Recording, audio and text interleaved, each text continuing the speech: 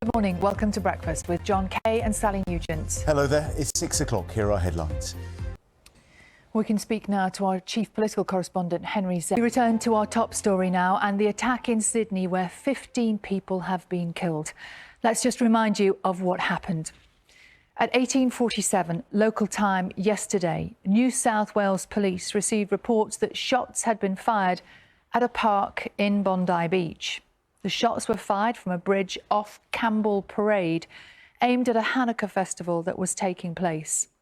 One of the gunmen then moved closer to the crowd to fire at point-blank range, where he was then tackled by this passerby who had managed to disarm him. But after the man made his way back to the bridge, he began firing with a new weapon. 30 seconds later, he was shot. The second man continued firing for another minute before he was also shot. When police made it onto the bridge, they found one attacker dead and another critically wounded. It is 16 minutes past 6. You're watching Breakfast from BBC News, and I know in lots of places this morning there has been heavy rain. And Carol, at the same time tomorrow. You really got it? Yes. That was like 2 seconds. Yes, wait till I tell you what it is. I don't need your help.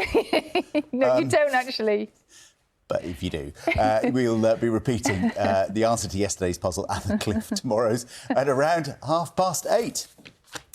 Now, Kemi Badenoch has said that the Conservatives would end the requirement for car manufacturers to sell a growing number of electric vehicles if they win the next election.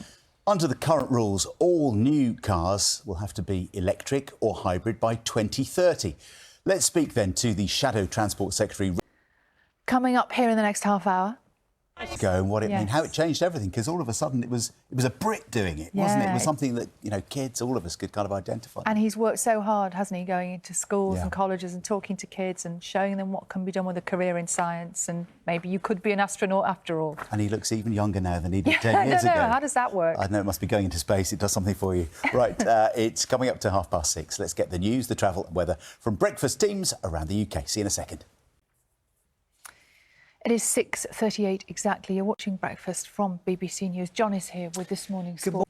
Now, in a world where you can get directions at the tap of a button, you might think the market for paper maps is limited. We'll try telling that to Tony Atkinson, whose map shop in Worcestershire has been going strong for 50 years. From sprawling continents to the smallest of islands, if you can think of a place, there's a good chance Tony has a map of it. And he's been telling our reporter James Bover why his job is about much more than helping people to get from A to B. What an incredible amount of knowledge he has. Yeah. You want maps? Yes, he's got maps. Well, so's Carol got maps. Yes, loads and loads. Endless supply of maps. There are some serious consequences, aren't there? Morning. Good morning, Sally and John. Good morning. What's on them? That's the issue. Good morning. It's very wet in lots of places. Morning. It is indeed, John. Now we're going to talk about the first Brit to visit the International Space Station and complete a spacewalk. Tim Peake blasted into space exactly 10 years ago. 10 years ago. Well, today, a decade on, the Science Museum in London is going to be taking part in a special launch to mark that anniversary.